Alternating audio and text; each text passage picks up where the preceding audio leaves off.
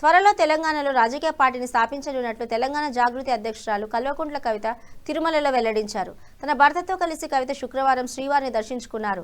వేకోజామున శ్రీవారి అభిషేక సేవలో పాల్గొన్నారు.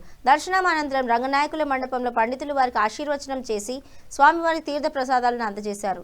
అనంతరం కవిత మాట్లాడుతూ 4 ఏళ్లుగా తాను పడుతున్న మనోవేదన వెంకటేశ్వర స్వామి వారి దయతో తీరిందని అన్నారు. ఢిల్లీ మద్యం కేసులో కోర్టు క్లీన్ చిట్ ఇవ్వడంతో శ్రీవారి మొక్కులు చెల్లించడానికి కాలినడకన వచ్చారని తెలిపారు. కవిత నిన్న రేణిగుంట విమానాశ్రయం చేరుకొని అక్కడి నుంచి తిరుపతి చేరుకున్నారు.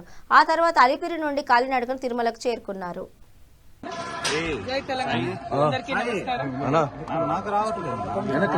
నేను గత 4 సంవత్సరాలుగా పడుతున్నటువంటి మనోవేదన ఆ స్వామివారి దయ వల్ల మరి కంప్లీట్ గా నేను ఏదైతే చెప్తూ వచ్చాను, సత్యం నా వైపు ఉంది, న్యాయం నా వైపు ఉంది, భగవంతుడు నా వైపు ఉన్నాడని చెప్తూ వచ్చాను. అదే నిజమని రుజువు చేస్తూ కంప్లీట్ గా కోర్టులో మరి క్లీన్ చీట్ రావడంతో స్వామివారికి కాలినడకన వచ్చి మొక్కు చెల్లించుకుంటానని అనుకున్నాను. దానికోసం ఇవాళ ఇక్కడికి రావడం జరిగింది.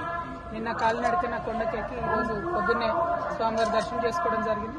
మరి అదేవిధంగా రాబోయే రోజులలో తెలంగాణ రాష్ట్రంలో తెలంగాణ ప్రజల పక్షాన తెలంగాణ ఇంటి పార్టీగా పనిచేయడానికి ఫ్యూచర్లో పొలిటికల్ పార్టీని కూడా పెట్టబోతా ఉన్నాను. కాబట్టి దానికి కూడా ఖచ్చితంగా స్వామివారి ఆశీస్సులు ఉంటాయి, దయ ఉండాలని చెప్పి కోరుకొని మరి వాళ్ళు దర్శనం చేసుకోవడం జరిగింది.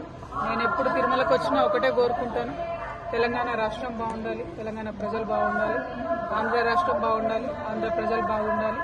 రాష్ట్రాలుగా మనం విడిపోయినా కూడా ప్రజలుగా కలిసి ఉండాలి, ప్రజలందరూ బాగుండాలని మనస్ఫూర్తిగా కోరుకుంటాను.